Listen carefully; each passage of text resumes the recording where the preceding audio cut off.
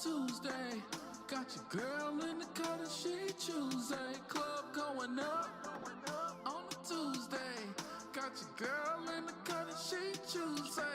Welcome, I am the Da2Tone Bandit, and this is a podcast for Tennessee Titans fans by a Tennessee Titans fan. Pull up and represent that two-tone blue the way that you want to. This is a community.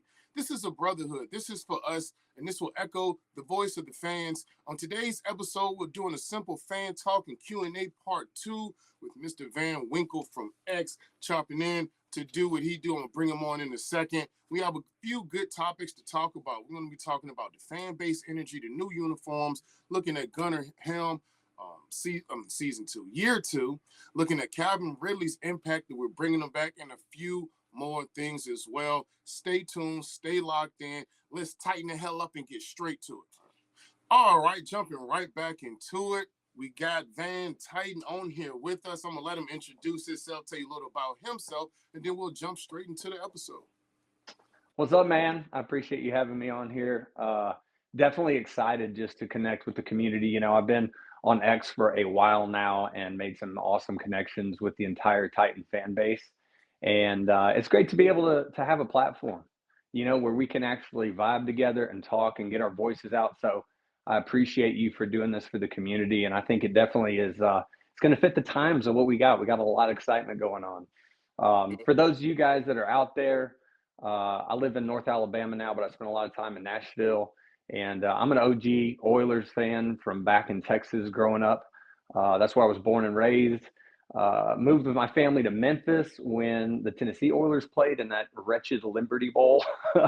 That location was just really, it was hard. It was bad back then. It might be better now. And then we transferred up to Nashville for the season the Tennessee Oilers played at Vanderbilt. And then, you know, we became the Titans, and the rest is history. So I go back, and I believe blue a long time, and my kids do. You know, it's a family thing. And so anyway, that's me, man, and I love it. I love the Titans, and I'm glad to be here. Awesome. That's great. I feel like I failed as a father. None of my kids are Titans fans. Well, hey, truth be told, okay, we're a blended family, and I've got 2 stepsons that are not Titans fans. So there's always trash talk in our household. The Patriots, right? I think you said that? It is. It's the Patriots, yeah. And that one hurts for numerous reasons, but it hurts. Yeah. Now they get to say, yeah, we got your old coach. Like, it's cool. Yeah, exactly. Yeah, but y'all lost the big game. I made them hear it too. Yeah, hey, that's okay. Make sure next time just be like Kleenex or Puffs. Right. All right, cool. So look, first thing we're gonna jump into the fan base energy. I don't know if you've been paying attention, but Twitter has been exploding lately with an abundance of the Titans community coming together, supporting each other, trying to give everyone a voice and a platform to be heard and seen. And I think that there's a real argument that the Titans are entering one of those moments where fan energy actually matters more than usual. Tennessee is coming off a 3-14 season, but the franchise has also stepped into a full-on next chapter phase, okay? We got Robert Saleh, the head coach, Mike Borgonzi leading the front office, brand new uniforms and logos that were unveiled on March 12th. We got a new stadium on the way for 2027.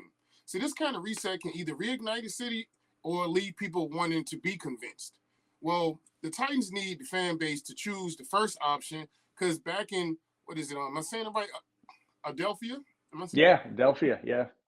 Adelphia. So remember back in that era when the building had the juice, and in 1999 when the Titans went 8-0 at home in the regular season and finished 13-3 overall, showing what a real home field pulse can really look like when team confidence and crowd belief feed off of each other. You know, even beyond the wins, even the losses, the franchise had long sold the idea of home field advantage. And the current rebrand is clearly trying to tap back into that identity. Yeah. See, the point for fans now is pretty simple. If you ask me, it's like, don't just wait for the team to become exciting. Help make the environment exciting again. Because a young roster and a new staff can absolutely feed off of that energy. I want to ask you a few questions around that. Like the first question, look, do you think the Titan fans still have it in them to bring back that old school home field energy? Yeah, man, I do. I do. I think we've lost it, because I mean, I was in Nashville when the stadium was getting built, when the tornado ripped through downtown and hit parts of that stadium. I was there when we opened that Adelphia Coliseum, throwing back to that Greek mythology feel. I still kind of love the Coliseum thing, because it's just the memories, it's the feels that you're in from being back in the day when we unveiled that logo and we had the flame and tee and we had the new uniforms. And obviously that creates and generates a lot of excitement within a city from identity and a new team coming in. And we held on to it for a long time. We had some great teams, we had some great rosters, we had some great years. But we've lost a little bit of it, and it hasn't just been the Bill Callahan era, it wasn't just the last few years of Vrabel. I mean, there were some rough years before Vrabel that we went through and we all know about that it just seemed kind of dormant. The city, the fan base seemed kind of dormant. And that's how you got to these places where, you hear these storylines nationally that, hey, our stadium is a place where there's more opposing fans there. You see more of the opposing colors. You hear the Chiefs fans chanting Chiefs, at the national anthem or whatever before the game. I've been to games, right, where I've seen lime green Seahawks controlling it, Saints fans, a lot of people. But, there's a reason behind it. And as a fan for so long, I totally understand why. I understand why the fan base lost trust, lost some of that connectivity with the organization itself. But I think you hit the nail on the head when you said that, hey, what the organization is doing here with these moves is they're kind of saying, look, we're putting this foot forward into not only the present, but the future of this organization. We believe in this fan base. We know you guys are loyal. And, we got to do our part as fans because back in the day, man, when we went 12-0, I think it was at Adelphia Coliseum to start over a 2-year span, that place was packed. And it was one of the best home field advantages in all the NFL. I mean, it was loud, it was crazy, and those opposing teams were intimidated, and not only that, but the players feed off that energy. Yeah, They do, and if you've ever played kind of competitive sports, even if you haven't, if you're a fan, why do you choose to leave your home, your man cave, your comfort of your couch, your chips at the pantry, your drinks in the fridge, why do you choose to leave that, pay money and go to the stadium? Because whether you've played or not, it's that aura, it's that vibe, it's that feel of the camaraderie and the electricity and the atmosphere of that live event. Even if you're in the nosebleeds, you know what I'm saying? Like, you want to be a part of that community. And that's something that we have to own. That's something that the fans have to own to make it that way, to be juiced on game day, to support those guys. And this team, again, like you said, we are building a young nucleus. We've got the youngest roster in the NFL. And these guys are coming out of college where they've played in front of crazy crowds. The college game is hype. So what are they going to want? They want to perform. They're getting paid. They don't want to lose. So they want a fan base that gives them that same feeling and pumps them up to go out there and make the big plays. So, I think we completely have it in us. And last point on this is just that, man, what you see in the past weekend to week since this uniform reveal in the Titans community on X and the way people are kind of coming together and celebrating and just being super positive, that in itself is a small sample size of what we actually do have in us when we want to do it. Okay. No, I absolutely concur. It's amazing just seeing the journey, because being a Titans fan is not a usual fan experience.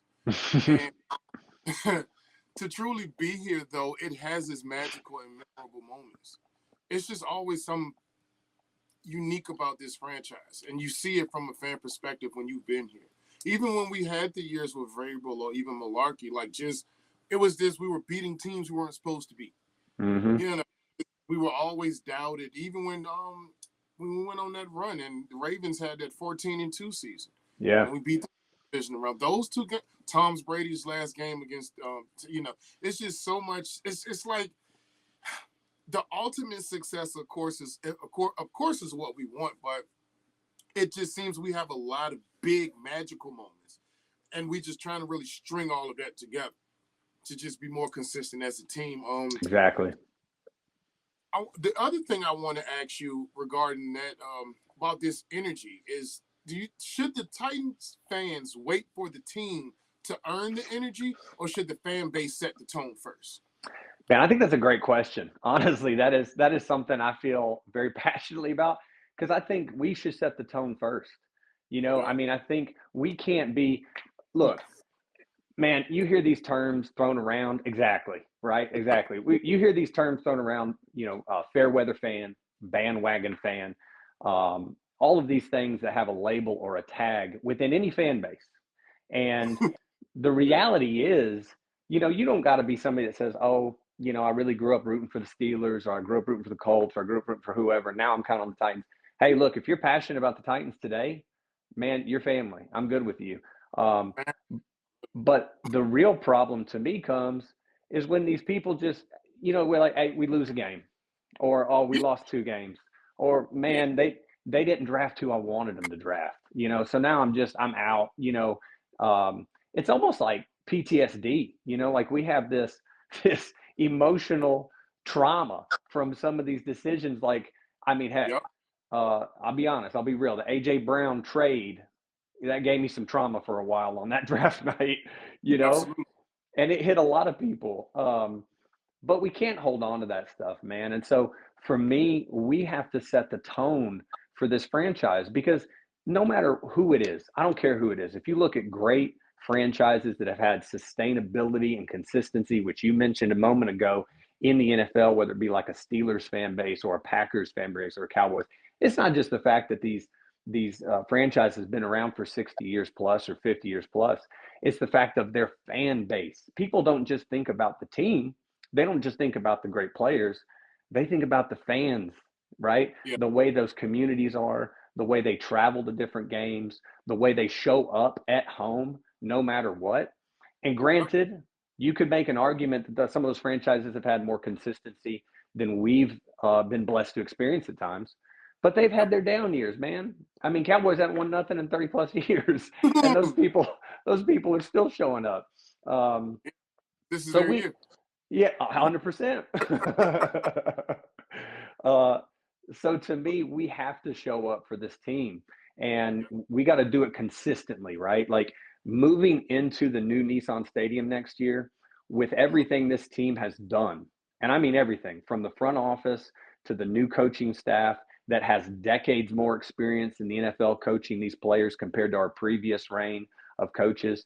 From the draft and the guys that had last year to show us what they were about, they're proving it. It may not be over a long period of time, but they're proving it to us. And it's time that all of Titans Nation and our fans prove it to them that, hey, in 2026, we're going to show up for the last season, and we are going to give it out. Yep, y'all heard that. Heard that. Let me see. Recording. All right, so yeah. Look, let's really just dive into the history a little bit more when it comes to Adelphia Coliseum, should I say? Because that's exactly what the whole thing was about. It was the Coliseum, and yes, we've rebranded. I mean, we're not stuck in history here, people. What we're doing is we have history, and we're going to pay homage. Like, this will never be old to me. I'm going to go get everything newly branded, but I am going to rake out the old store of all of that clearance items. Like, listen, because this is what it is. No one said anything when Denver had the D with the Bronco on it, or when the Eagles had the full picture of the whole eagle with both wings on it, or when the Buccaneers actually bring out the pirate. Like, we now have vintage that we don't have to argue with another fan base about, even though they'll continue to argue, but they're not going to argue about this one. And so, and that's great that we can actually, because we want to look at the points in history and look for the consistency. We had a rebirth then. This is a rebirth now. How do we connect the dots on the two? So when we look in 1999 and we see that, you know, we had that 13-3 season, perfect 8-0 start, you know, and home in the regular season, we never lost in that building during that run until the season ended in the Super Bowl.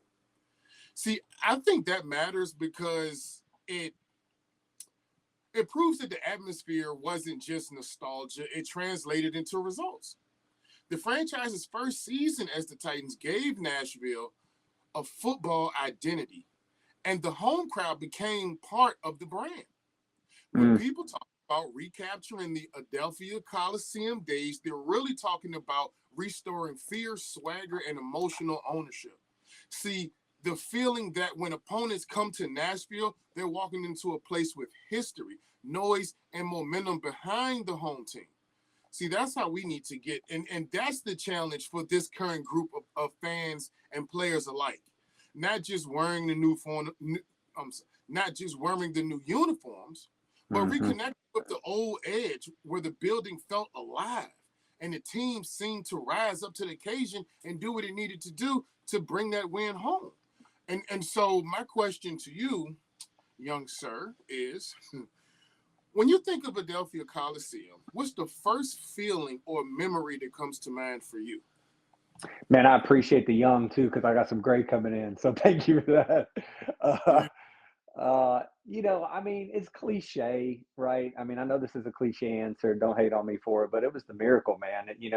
It was the Frank Wycheck, Lorenzo Neal, Kevin Dyson miracle, just because that was such a crescendo moment. And I can still remember, these like my kids these days that, they don't understand the lack of technology we had back in that day. And it wasn't that long ago, but I can still remember watching that game live on my OG television in the living room I think it was on ABC if I remember correctly, and just feeling that tense, right? That desire for the team to pull something off and thinking, man, can we do something? And somehow, I still talk about it with my dad, who I'm blessed to still have around.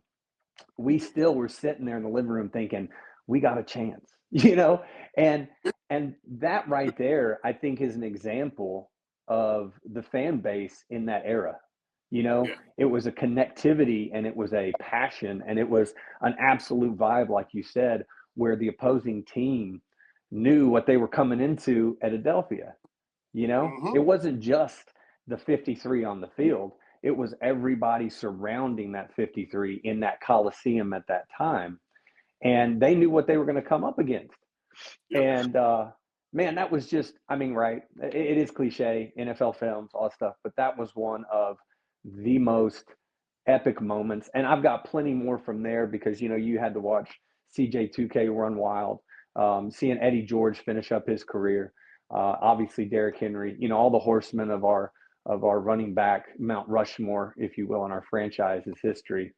But I'll tell you, man, it was a difference, and that's something we got to capture again in this new era.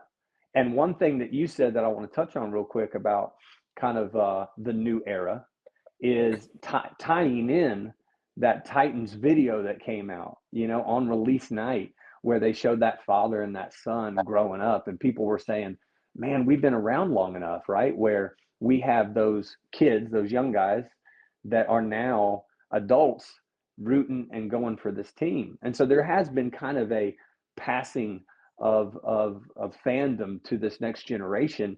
And this next generation has had their own experiences that maybe somebody like myself, seeing the team from Houston and so on, in Memphis and Nashville, didn't have, right? Didn't physically have. Maybe they just saw clips or whatever of it.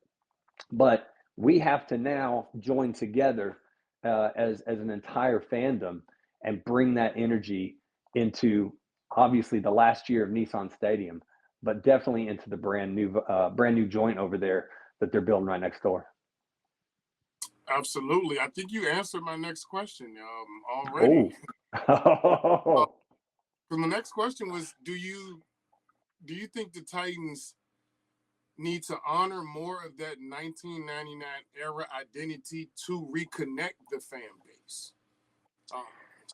Man, that's a great question too. I think it's never a bad thing, Hmm. to honor that era. I think that the Titans have tried a lot of things from, bringing in former alumni and to hype up the crowd, whether it be at the first quarter, the fourth quarter, whatever, um, and getting them to hype up the crowd.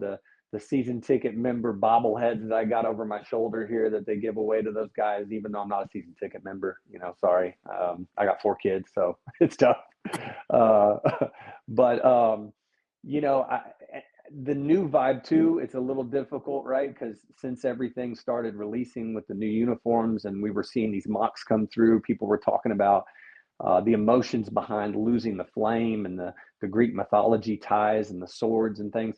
I think all of that, much to your point about, man, I'm going to be wearing this gear, and that's why I was showing off this one too. I think I think much to that is it'll always be around. It's always a Absolutely. part of us. Hmm. It doesn't just go away because our swag looks different. It's Yeah. always there. And I do think that it's always a good thing to remind the fans where you've been, what you've come through, the legacy that you have planted not only in your city but in your fan base, and bring it back to the now while being present and looking forward to the future. So I would love to see him to continue to do that, Yeah. whether it be bringing alumni back, doing things within the city, or even on game day. I think it'd be great. I think that'll be awesome. I definitely think that's something great to do when they do it, and it's just always good to see the old guys. It's just, I mean, Yeah, they still mean something to us. It's always good to see Eddie. It's always good to see the Freak. It's always good to see these guys, and so I think the more, and then that also opens up the kind of say the history for the new, because they might not have the actual experience, but then we get to teach them in person. We get to show you the actual person, or you can those that may be local, they have the opportunity to meet them at certain events. So I always think that's good because you're not trying to pinpoint one perspective into one generation, but you're yeah, trying to take the totality of the franchise and make sure everyone has that same experience, no matter what generation they may come from. And I think that's a great way to connect.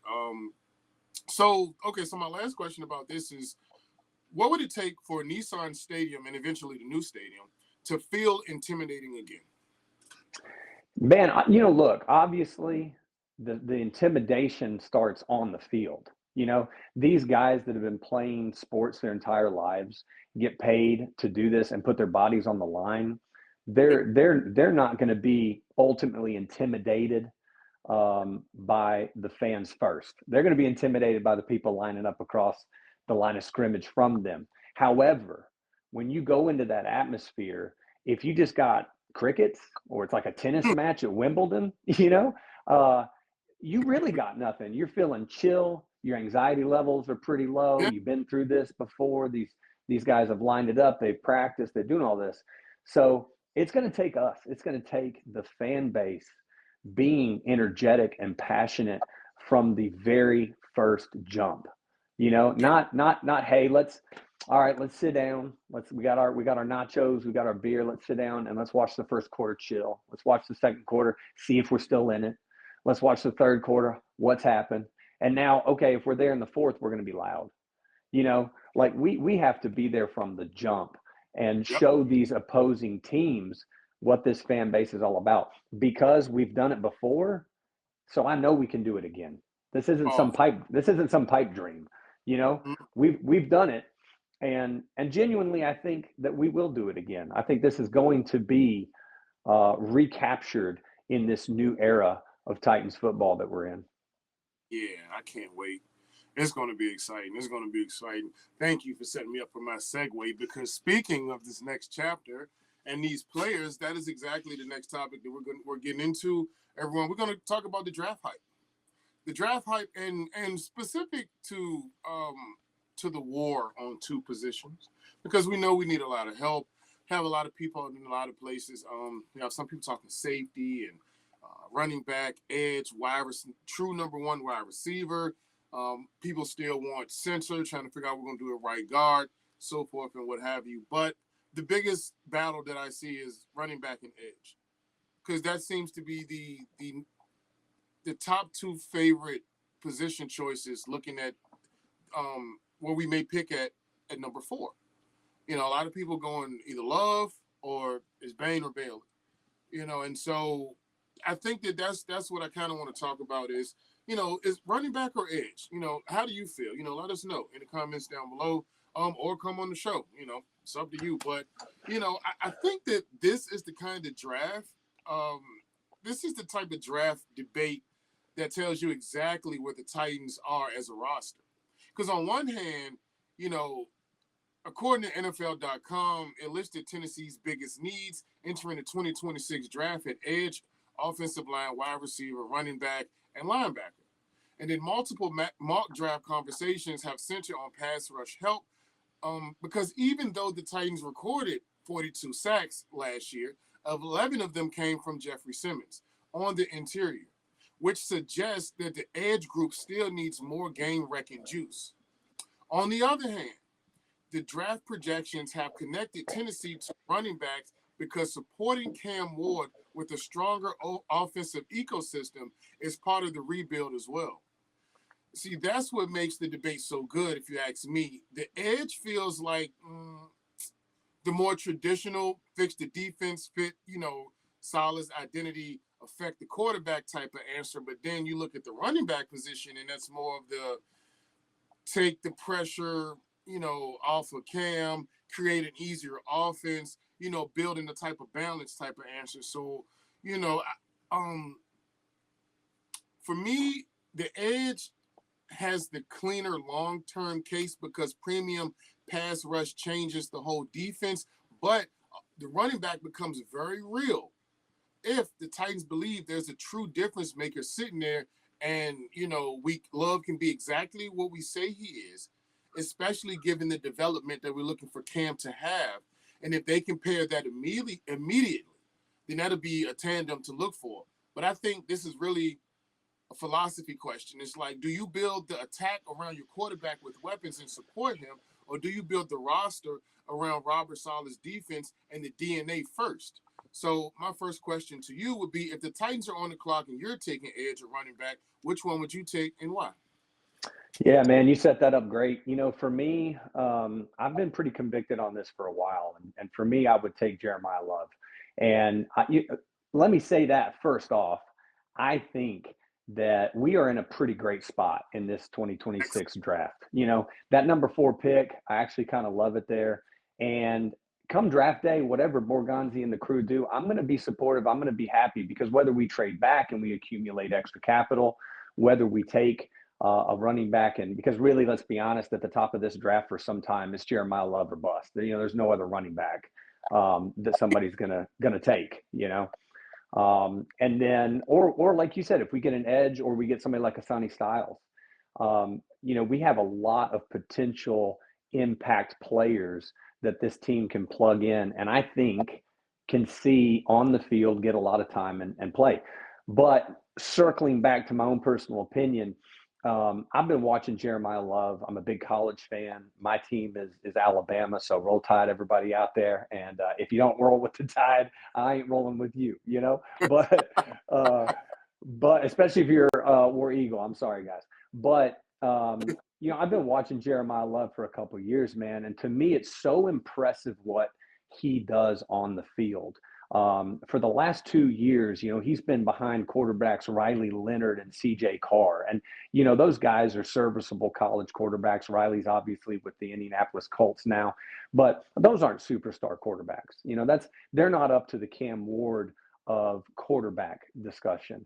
And this guy has had back-to-back years of over 1,000 yards rushing in Notre Dame's offense with a backup running back that actually is getting a lot of carries at Notre Dame that's coming out in this draft as well and took a lot of yards from him.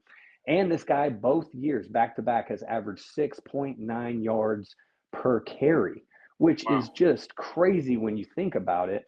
And, you know, they do play. I mean, every college team kind of has some cream puff games, but in the new era of college football in the last couple of years, their schedules have been pretty tough. And, you know, Jeremiah Love to me is a transformative talent in the backfield. He's somebody that If a defense is opposing you and you're lining up and you're looking across and you see, okay, we got Cam Ward. We know what that man can do with the football. We know how he can improvise. We know how he can extend plays and make insane throws with arm strength. To me, they're not afraid of us right now in the backfield. You know, Tony's done a great job. I think Tajay has a lot of upside in a certain type of role in the backfield. Yeah. But in my opinion, nobody looks at the Titans and says, man, what that running back's going to make a play right now to extend this drive or to break this game wide open. And that's something to me that Jeremiah Love has in his DNA. And when you watch this kid play and you see him talk and you hear his story and you understand the culture that the Tennessee Titans are building, I can see why there's so many reports out that they're high on this kid because he fits. You know, he fits. He's a football guy.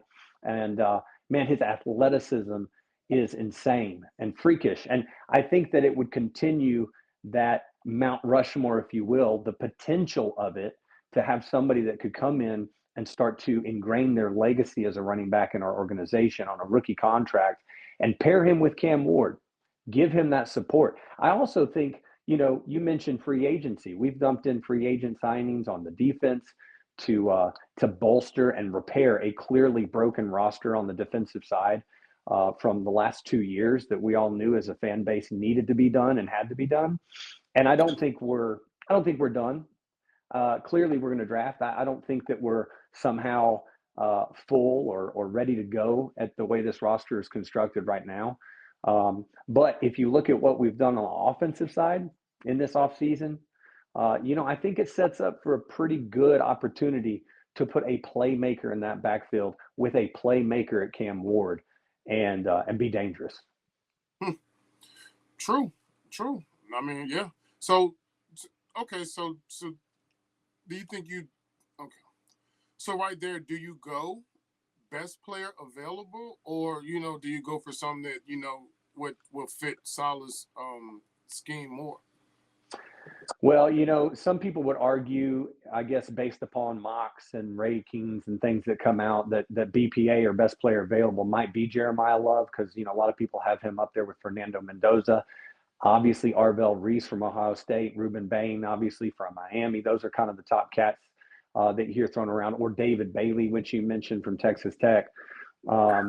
It's going to be a tough call. I mean, it really is for this team because I think that the truth is we have so many holes. You know, when you were mentioning a while ago, reading off, this is what people say we need. We need offensive linemen. We need wide receiver help, cornerback depth, linebacker depth, edge depth. It's all extremely real. you know, it's all very real.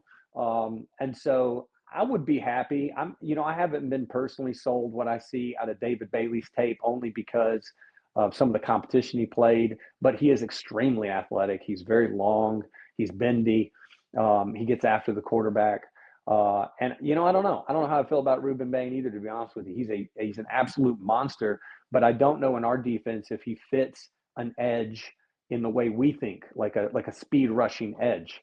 Even though I think that Salah will move his pieces around on the defense.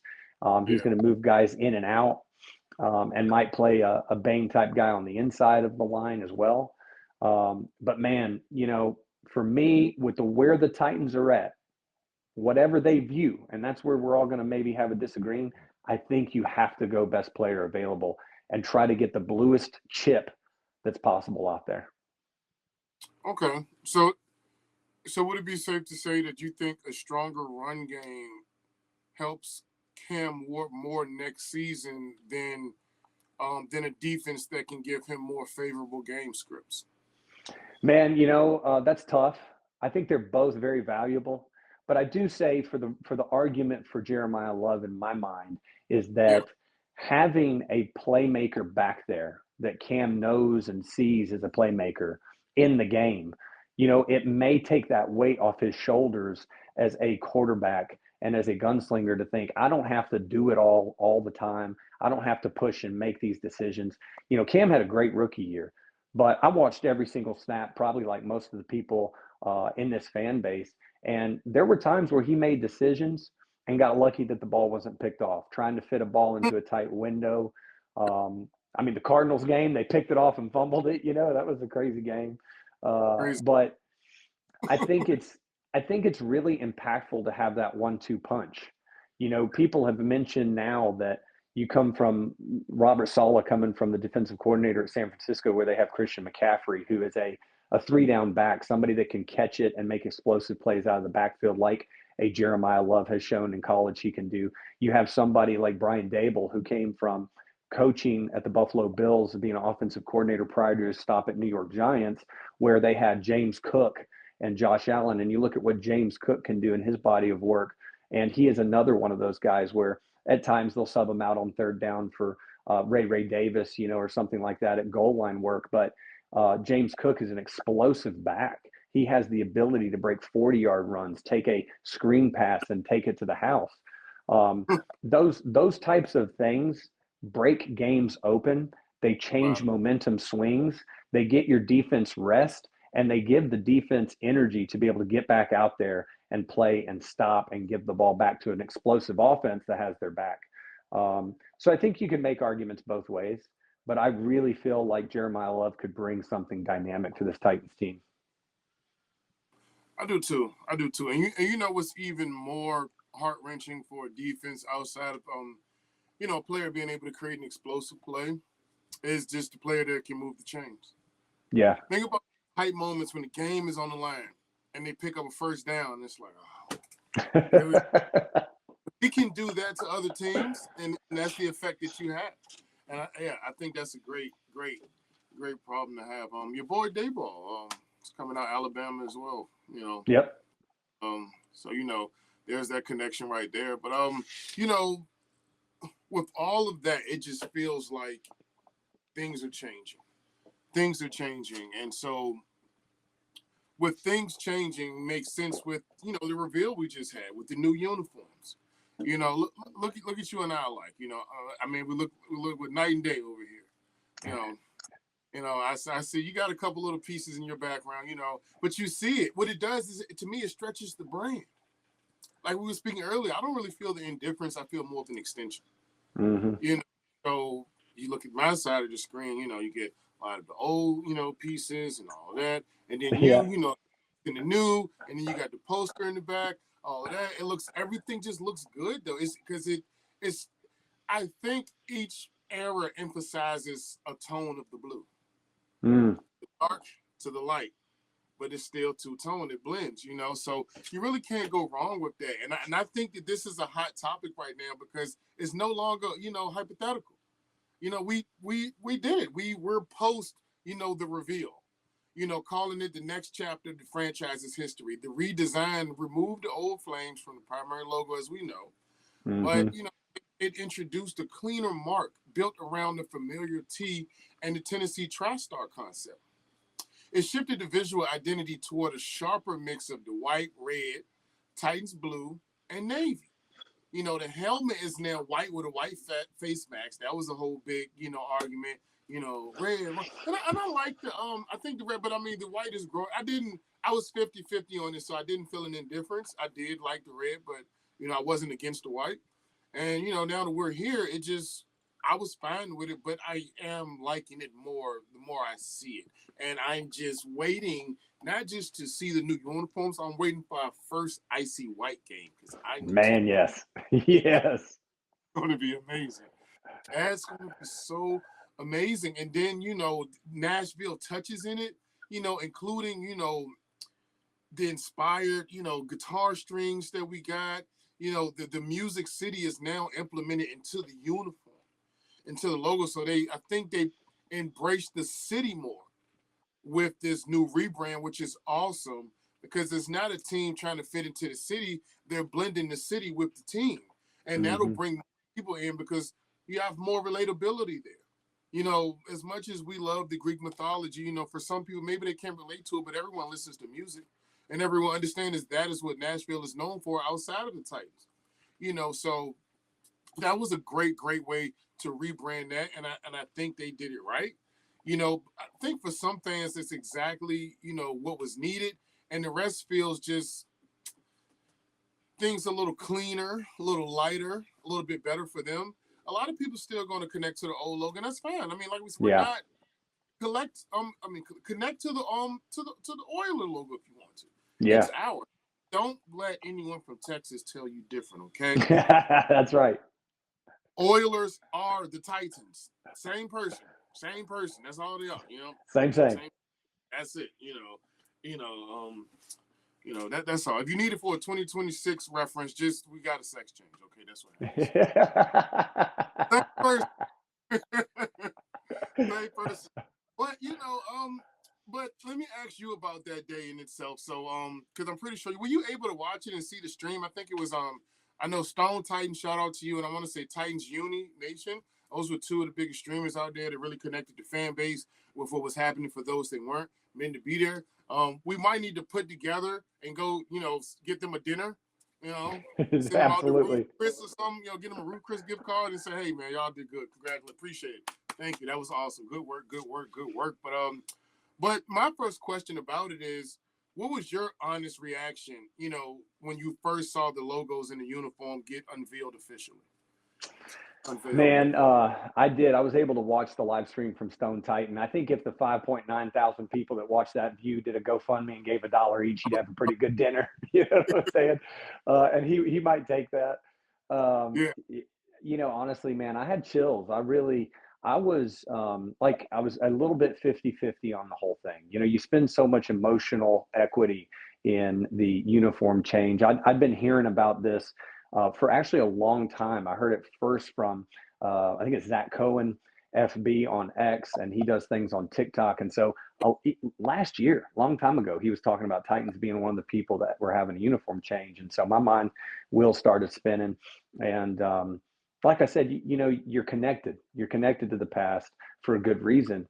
But I was really excited. And to me, the Titans, for all of the things the community can point to, like it wasn't live streamed from the organizational level, or it was a private event for season ticket holders, and some people get salty about stuff or get emotional about it. I think the event, they did an absolute fantastic job on.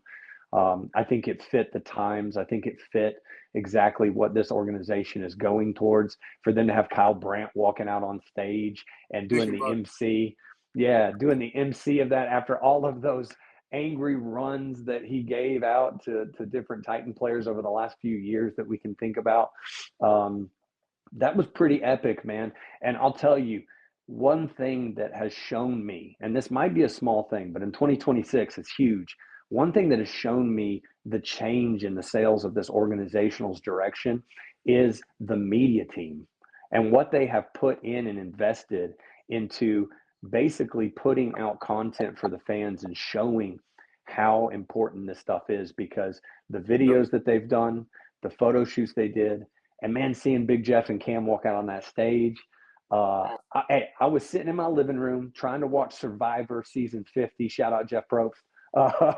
And I couldn't, I'm a lifelong Survivor fan. I said, forget this. Like, I can't even focus. I was glued into that stream, and I felt like I was there, man. I had absolute physical chills. I think the uniforms hit it. As an OG Oilers fan, I'll always be connected to that Oiler helmet, that red face mask. So I was the same way. I'm like, how is this going to look when the reports came out from A to Z that it's going to have a white face mask? But the more time I've spent with it, now I liked it when it came out, but the more time I've spent with it since the reveal, it truly does fit the entirety of the uniform. I think that it actually having the white face mask puts an emphasis on the totality of the uniform, really smooths it out. I love the icy white, the white on white look. I think it's absolutely sick. It's probably my favorite look, even though I love the blue, and that surprises me to say that.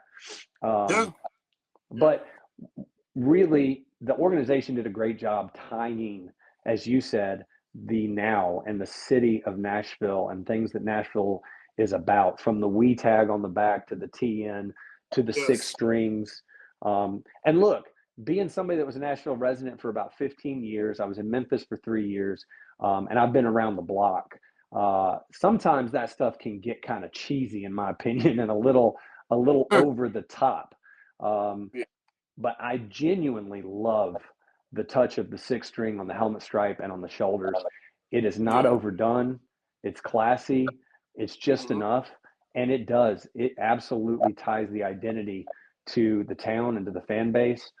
And I love them, man. I think they hit it out of the park.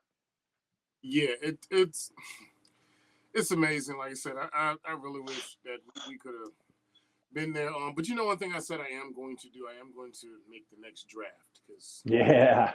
first one amazing. Like I definitely cannot miss that next one. But yeah, these uniforms and this whole rebrand thing it's just been amazing. I mean, it really has, and it's just great to see how everyone's coming together for this. Couldn't have had it at a better moment, at a better time, and then the way things are just ensuing after that, just us on Twitter, just I think everything just came together. I mean, just Hmm. even leaving the moment and you and I being here, on this chat tonight, just talking about the same team that we love for years away from each other, we can now sit here and talk, about with each other. Yeah. And so it feels good. But do you think the changes feel like a true Tennessee identity, or just like a cosmetic update?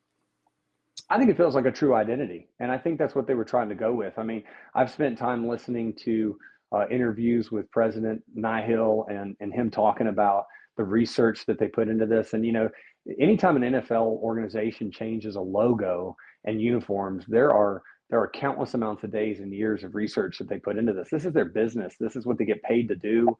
This is how they make money. It's important to them. Without the fans buying, without the fans' passion, it doesn't exist, and they're not making money. And at the end of the day, that's important. And they really did want to create something.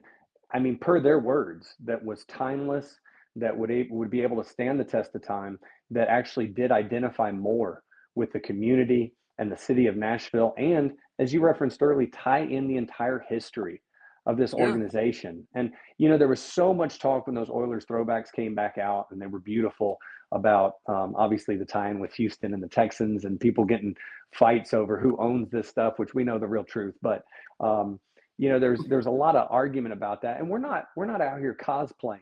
I mean, this is our organization from the very beginning, and I think what we need to embrace as a community is the entire picture of it. And the Yeah. fact that whether you show up to the games wearing that flaming tee, or you have some new swag on, or you have a mixture of both, or you've got all three looks, it don't matter. It's the entirety of that package. And what we have now and what we present on that field, I think, is a really awesome modern 2026 look at this organization now and moving forward. And not only one that inspires fans, but I genuinely think it inspires players to actually come here and want to be a part of it. True. True. And look, okay, I'm glad you said that because I wanted to like address an outside opinion. I think that this is more of an external question here. Like, how much does a rebrand actually matter to to us or to a fan? You think if the team still has to prove it on the field?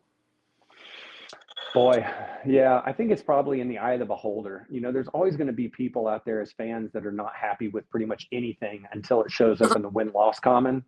True. And genuinely, like, I can't argue with those people, because at the end of the day, it is about what we do on the field. It is about the wins, and none of us want to go into an off season with hope and walk out of a season with despair.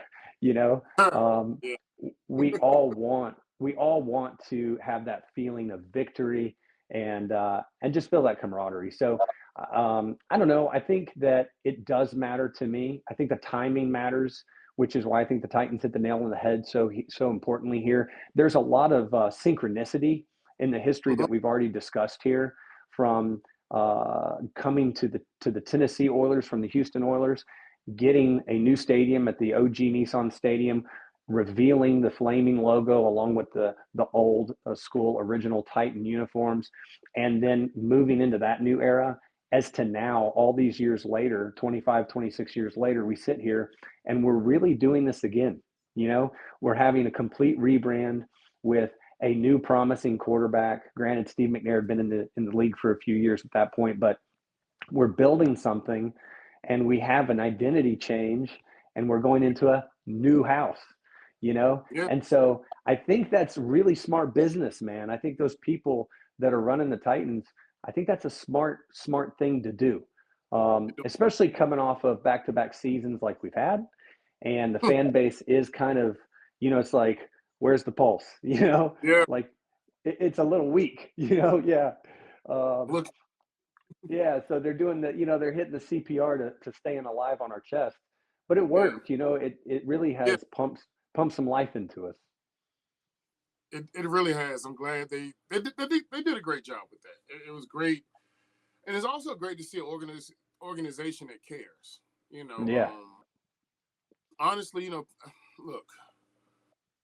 people can say what they want to about Miss Amy, but I think that I do think she's one of the better owners in the league. And if you take away the things that people wouldn't like, the moves that she didn't like, which just makes her human. Yep.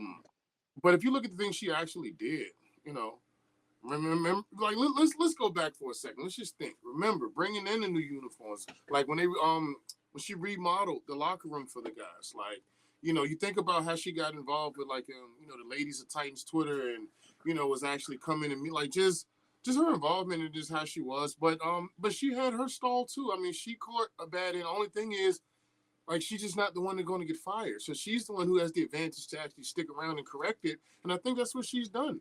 I don't think it's Yeah. been horrible. We all make mistakes because we all going to try. I mean, we all try what we think is best. And we learn from, we can say the same thing about Dayball and Sala. Absolutely. Why have them? I mean, their teams, if we're basing them solely off of their team success, it's no reason for us to be excited that they're here. Exactly. So a lot of times you look deeper, or you look at the total package of a person, because we all have our moments or whatnot, but I don't think that defines a person in total of what they're actually capable of. I think the capability lies in the effort to continue moving forward, and then having the ability to be able to adapt to new things that will benefit you and those around you as you try to chase the success, because that's what this league is for. It's for that. And then in order for us to have that success, we have to continue to build not only ourselves, and like I said, Miss Ames had to work on herself. Work on maybe how she said the same. Rob, you don't think Sala or Dayball is reflecting how Oh, they yeah. met? We all, but when you think about that, what I really notice is we have a lot of people from Miss Amy to Cam Ward. They have a chip on their shoulder or something to prove.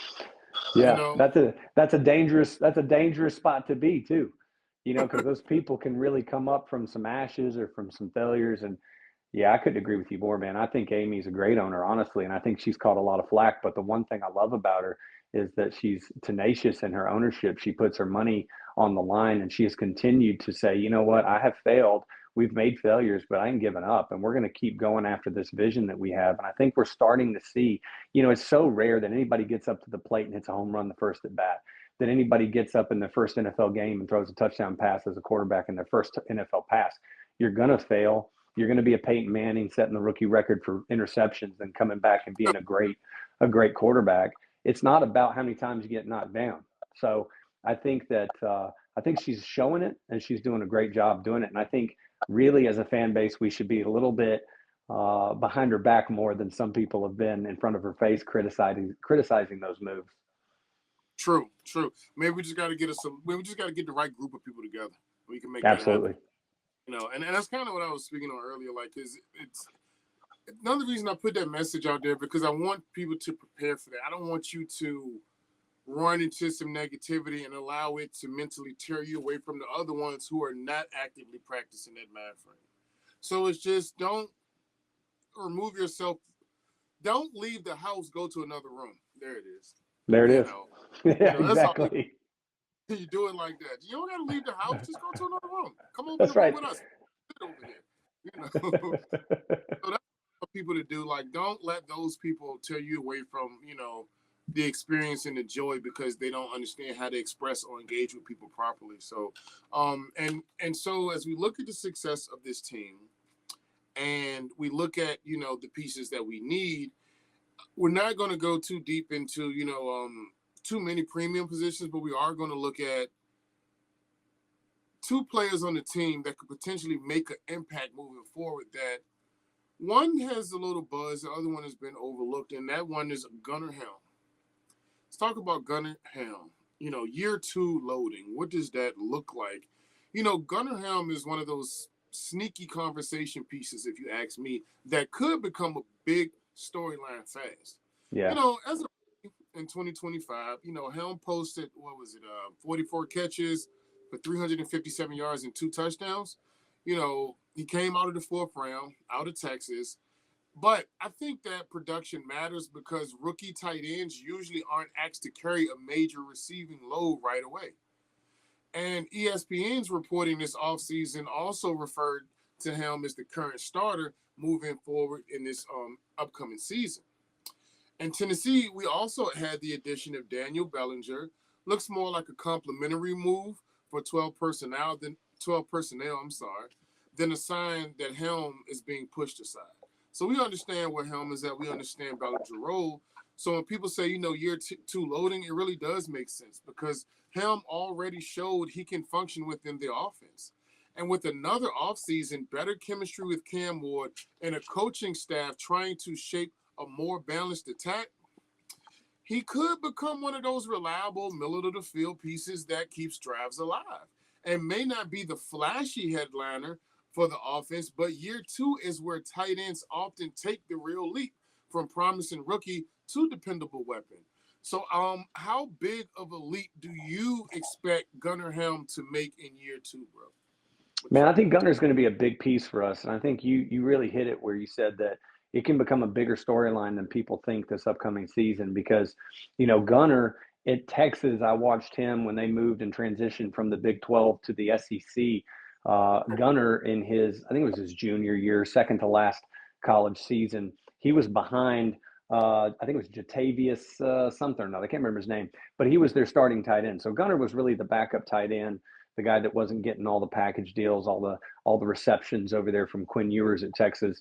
But Gunner in his last season at Texas exploded. I think he had like 60 receptions, 7 touchdowns, tons of yards, and just really proved his athleticism, which obviously propelled him to be in a position where the Titans would draft him and have that confidence where we did. But Gunner really showed a lot of development and growth in his rookie season, in my opinion. There were plays that he made in the Arizona game when Cam went back. He got his arm hit, threw a beautiful ball over the shoulder to Gunner right at like the 1 yard line, and Gunner made a great grab. In the San Francisco game when he ran a great route for a touchdown on a good ball by Cam as well.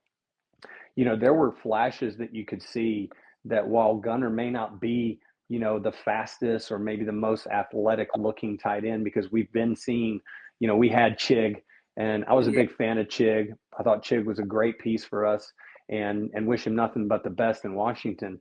But I really think Gunner has a promising future. And I think the really important piece to it is how he fits in this new offensive scheme that we're going to see Brian Daboll run. And that's something that we're all going to experience together for the first time. So I can't, try to act like I'm going to know the future of how he's going to utilize him.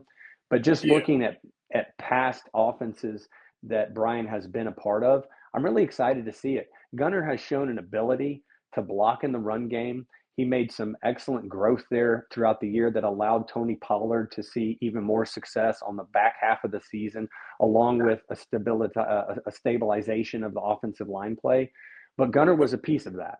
And I think it's really exciting to see that we have a young tight end that is tall, that can go up and make plays, that has experience in the red zone. And I love what I see from Cam and Gunner, at least in year one, and just knowing how much Cam looked for the tight end position between Chig and Gunner last year. There was a lot of receptions and a lot of yards. And pretty sure Chig led the team, right, in receptions. So knowing that history, I think it's a weapon, man. If we can get under Brian Daboll's offense, which spreads the fields more than what we've seen, allows wide receivers to find open gaps, man, I'm excited to see what Gunner can do in year two. I cannot wait. I think this is going to be an awesome year for Gunner. So do you see him becoming a true safety blanket for Cam Ward this upcoming season? Yeah, I really do. I think he's got that mindset already. I mean, he's a tight end that can do both things, in my opinion. He's very versatile. I think he can be a traditional tight end in the sense where he is a safety blanket. He understands how to cut off routes or get into an open zone. He understands how to do his role. They can work him into a lot of different delay routes that he can get open on the backside to be a different backside read for Cam. So where he can be a traditional safety blanket, if you will. And also, I think he's athletic enough to stretch the field and take advantage of some mismatches with the defense that they can put him in. And I think, again, going back to that chemistry with Kim that was developed in year one, going into year two with an entire off season that allows these guys that have been in the building for a year, with all the stories we heard that they had to kick them out of the building, that the rookies were always together. That is a fantastic thing, man. As a fan, that is an Yeah, awesome thing to hear. And as a professional, keep in mind, these guys on their rookie contract, they have a desire to get paid. So these guys are going to go out there and give it all they got. And under this new offensive scheme, I think that's what separates it for Gunner. I think he's going to be really, really good. And we have another great history in this organization of tight ends. I got one of them on a football behind me in Delaney Walker. Obviously, the yeah, late, great Frank Wycheck. We have some excellent tight ends, and I'm really excited to see if he can get up there and put his name in the conversation. yeah. I can't wait. I used to call him Frank Wycheckum. Like, I don't know. I like it. Got to Wycheck them all. Yeah. Every time I'm on Madden burning people, I'm like, why check them? Just don't frankly why check them. But with that being said about Gunner, do you think Gunner is being underrated right now because Titans fans are focused on bigger names at the moment? I do. I think so. I think Titans fans were also kind of focused on what was going to happen with Chig and free agency. And also, Chig is a very athletic guy. I mean, to me, he's somebody that's likable. People respected him. He was great with the Yeah, media. He was great with fans. He is very, very freakish to me in his athleticism, runs routes great. And he made a lot of great plays for this team over a couple of really hard seasons, you know? And I think that has taken a bit of attention away. I like the fact that Chig was here in year one for Gunner because it didn't, Gunner wasn't getting the DK and IO Manor treatment where he was having to be out there pretty much every single play. yeah, And I think in the long run, that's actually going to benefit him, along with having a great tight end coach like I think it's Luke Stalker. That's yeah. our tight ends coach. I think those things are going to benefit him, and I do think that the fan base is kind of not paying attention to him, which maybe that's going to be a fun thing for us down the road. Yeah, absolutely. Absolutely. I think it's easy to look over most of our players, at least from the outside looking in.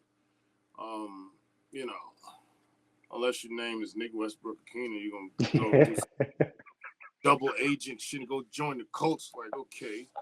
But no, You know, I we'll just love I love how everybody cared about NWI, but when Arden Key left, people are like, "All right, see you later." because you know what? He wasn't homegrown. Oh, that's You a good know, point. That's a good you point. know, and then he wasn't productive. I mean, at least not to what the deals that he got and what we would expect it. NWI played his role, was consistent, dependable, and was never expected to be a number one. But he was what he needed to be when he was called upon, and that's how we grew to know him and love him. It wasn't I about that agree. he was the number one receiver throughout the year. It's just he just made the catches he needed to make. Yep. Yep. Even if it you know two catches in the game, those were two great catches, a chain mover and a Yep. different. So that's something, and but I mean, while I'm right there, I'm gonna segue from this wide receiver to the last one. We're talking about Calvin Ridley here, okay?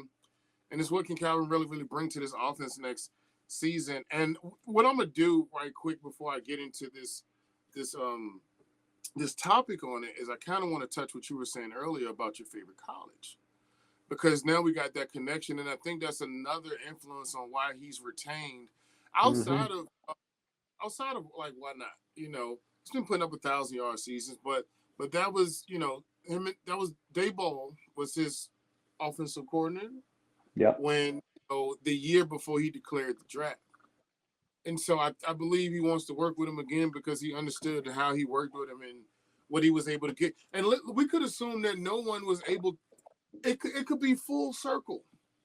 It didn't work in Atlanta. It didn't work in Jacksonville. It didn't work in some places. It didn't work with the coaching staff we had. He still found production nonetheless. Yep.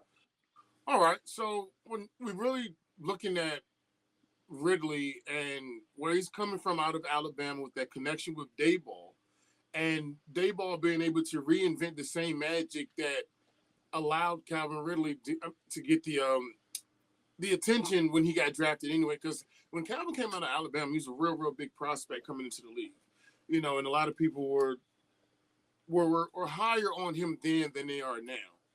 But nonetheless, like I said, from Miss Amy down to Cam, it's a lot of people on this team who have something to prove, and I think Calvin Ridley is the receiver with the to prove at this point. And so I just think he's still one of the most interesting ceiling conversations on this roster because, because of what he brings. He just goes beyond just the raw box, score total. Statistically, in 2025, the production was modest, but, because, he didn't have a complete season. It was only 17 catches for 303 yards and 0 touchdowns. So it's easy to react and say, oh, well, he didn't move the needle enough. He wasn't that good. But, the deeper question is whether Tennessee can finally create the kind of offensive structure that lets Ridley be what he's supposed to be. The route runner, the spacing stressor, a veteran receiver who forces defenses to respect the outside. See, Ridley's value next season, or this upcoming season, I should say, rather, I think is tied to the role of efficiency. Because if Cam Webb develops and the protection can improve, we can at least get to league average O-line protection, which top 5. But given everything else around us, I'm anticipating our defense to be in top 10. I'm not going to lie, because Robert Saleh has never had a defensive unit in total that he's coached that's been below the top 5. So I said this on another podcast. I'll say this again. If Saleh came in and our defense was ranked 8th overall, that would have been a bad coaching year for Saleh. Think about that. Crazy. That's a statistic that people don't understand. So I do want to put that same flex on Dayball being able to reunite with his college prospect going into the league, and then Dayball being able to. Well, I don't know if people give Dayball enough credit, and it's not that it's all the credit, but he deserves a good amount of credit for the way he developed Josh Allen. Yeah, I'll take those results for my QB for sure. And so that's something we really, want to see. And so, if we can get to at least average O-line protection with the top 10 D and, again, an offense in the top 15, potentially can, for one, those numbers alone would be a huge improvement of anything we've had over the last half a decade. Yeah, huge improvement. So that would be great to see that.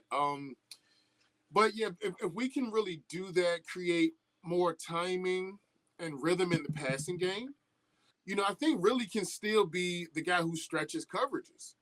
I think he's the guy who still will win on intermediate breaks. And I think he can still be the guy that, that gives the offense that real veteran polish that we need. He doesn't necessarily have to be a 1,400-yard superstar to make a difference.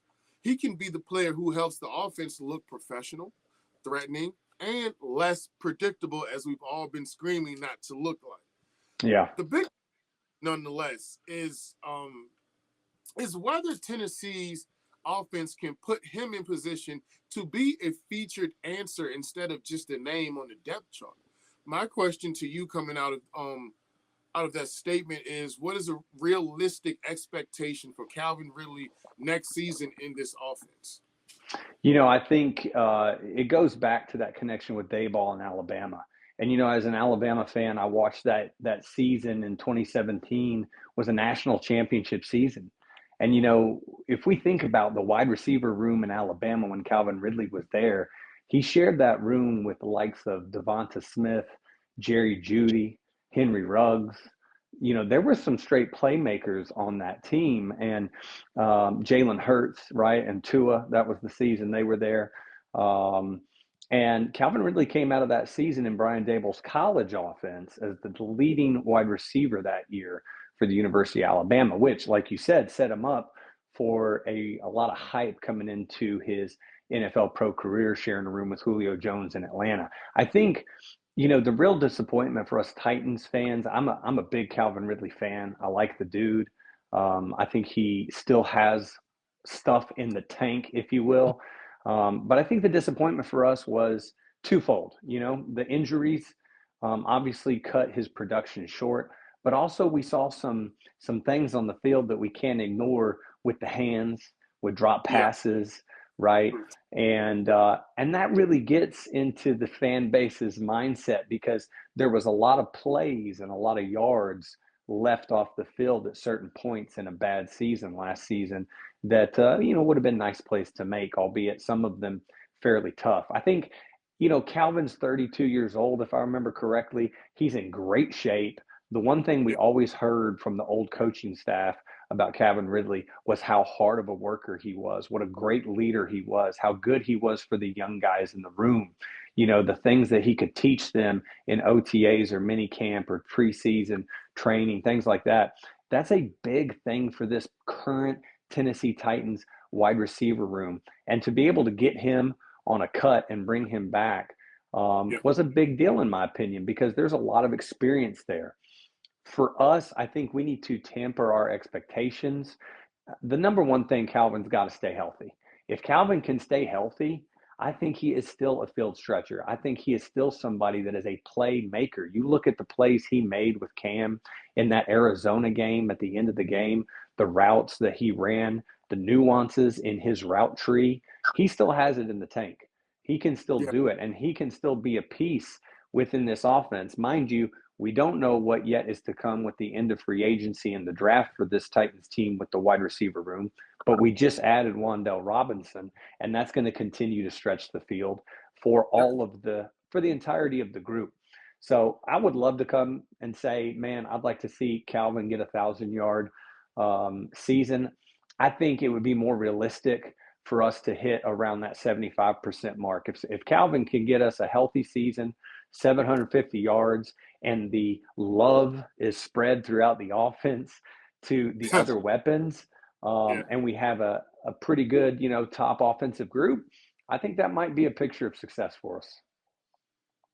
Absolutely. I really do. I really do think so. I think that Calvin has a lot more, and I think that who better to help him bring it out than the guy that, to help him develop, in the first place? Who better to bring him out than the guy that wanted Cam more than, look, I'm not trying to start beef, but I mean, they wanted Ward. They wanted Ward. They didn't want Dart. I mean, because I'm not trying to shoot shots at Dart or even get on that conversation, but it's known, they Oh, wanted Ward. absolutely. Yeah. So, get the guy. You get. I mean, honestly, this is a pretty good setup to fall into Dayball's lap. You get Cam Ward to him, you get your Ridley back, you get Wan'Dale to come with you to add to what you're already built. Given the pieces that we have, it's really not hard to put Dayball in the position to be successful. So, do you think that Ridley can still be a true number one type? A true number one presence, or is he better as a veteran piece in a bigger mix? I think at this point in Calvin's career, my opinion would be he's better as a veteran presence in the bigger piece of the mix. I feel like, with the way Tennessee should build their offense, they Yeah. need a wide receiver one threat. And if they don't have a wide receiver one threat, or if Calvin can't retake that role in the upcoming season post broken leg injury, Yeah. then they at least need to have an offensive scheme behind the entirety of the group that creates a lot of explosive plays and opportunities for the group and plays to the strengths of each individual wide receiver that allows them to help one another get into positions on the field that maximizes their capabilities. We've got some different bodies out there in Io Manor, DK, Robinson. We've got guys like Restrepo still on the team, obviously on Yes. a futures contract. And like I said, who knows? I really think we're going to be picking a wide receiver in the draft. I don't know where or who, but obviously that player would have to come and improve their worth. I Yeah. would like to think that Ridley still has it in the tank to be a wide receiver one, but you got to prove it on the field. And part of that Yeah. is that presence. Um, and the one thing that he does have, man, is he has grit, work. He still has speed at his age, and he is an absolute route runner. Like he in my opinion, he still knows how to run routes at that age. So I would love it. I'd love it if it actually came to place. But I think for the Titans to be ultimately successful, he would be better utilized in a complementary role as a veteran presence that really capitalizes on his skill sets and what he can provide in certain moments of the game. I would love for Brian Dable to do that. And to your point, what better of a setup for us as Titan fans to see the Yeah. opportunity that Calvin has to come back from that injury with a guy that's already coached him and knows him well. Exactly, and I think I think people don't pay attention to that enough. And maybe it's just with a lot of things going on. Maybe it's the dust settles, they will. But with the reveal, with the reveal, the new jerseys and all the free agents and the logo and just the wave of free agency and then this trend that we. So I mean, it's not. You can't blame people for getting lost in the mix because there's a lot of things to focus on. Yeah. Looking at the smaller details, but this is a good Easter egg that I think will pop out later and people will pay more attention to as we get closer into the season. But do you think that Ridley's impact is more about stats or more about his presence and how it can open up things for everyone else? I think it's a little bit of both. I mean, I think in order for Calvin Ridley to be successful for the Titans and for the Titans to be successful, I really truly believe Ridley has to perform. He has to have those stats. He has to show up in moments where he's going to get us moving those chains, where he's going to get us third down pickups, where he's going to get touchdowns, big plays across the middle. I think Calvin has to perform. But Yeah. I think when you look at our roster and you see how much youth is currently in this wide receiver room, even Mm-hmm. with Wandell, he hasn't been in the league a long time at all.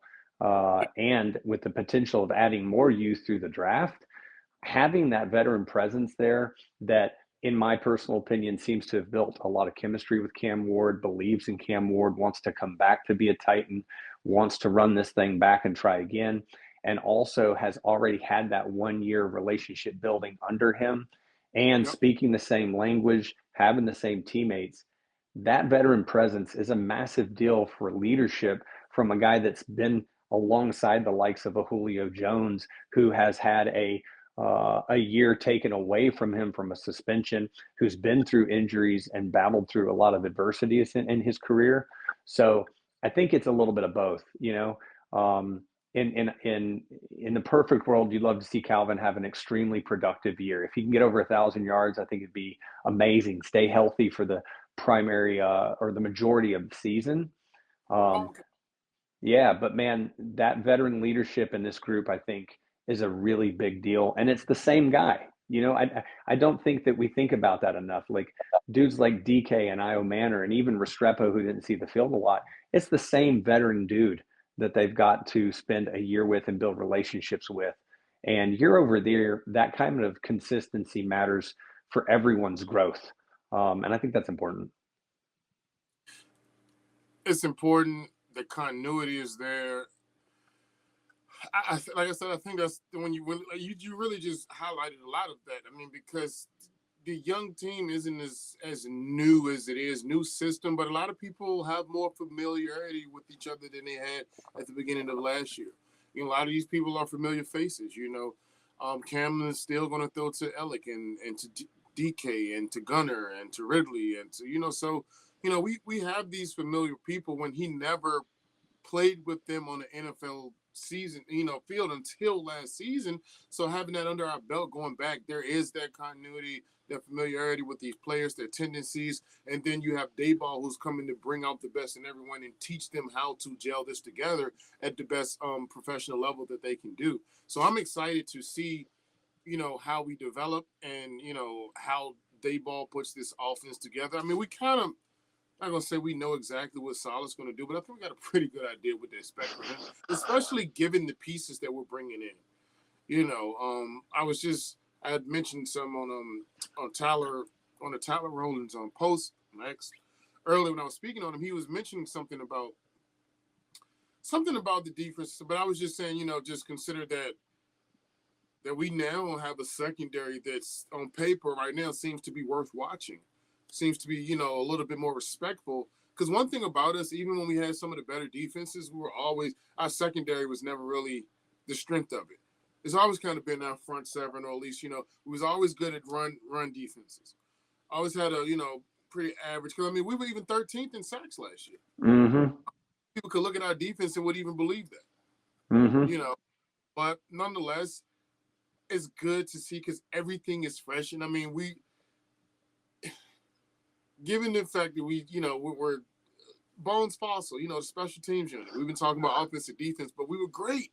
We were so great that our rookie made the Pro Bowl. Like, I mean, it's just, Yeah. you know, I think that like, what Bones did with the special team unit is a really yeah, fantastic thing for Titans fans to reflect on what a difference a year can make and what a difference an absolute stud of a coach can make. You know, we went from a terrible special teams unit under, I think it was Colt Anderson, if I get his name right, or something similar to that.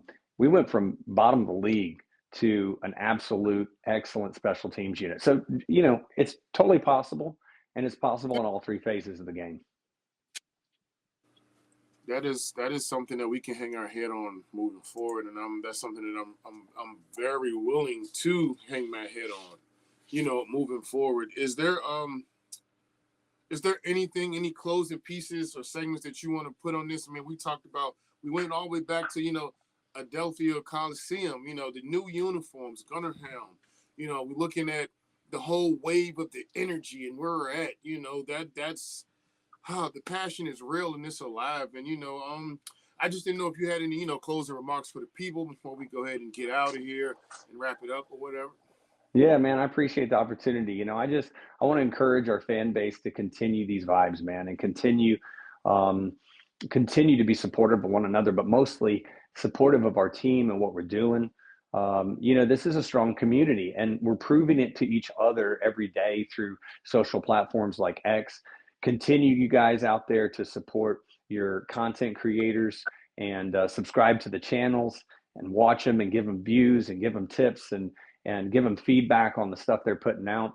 But, you know, we've been through a lot in this organization's history, and I'm really excited to see where we're going, because we are going to take a completely new leap with all of this new stuff that we have going on, from a rebrand to new coaching staffs to new players and free agency. And mind you, we've all seen it before, and we've kind of been down this road before where we've spent money and maybe it didn't work out.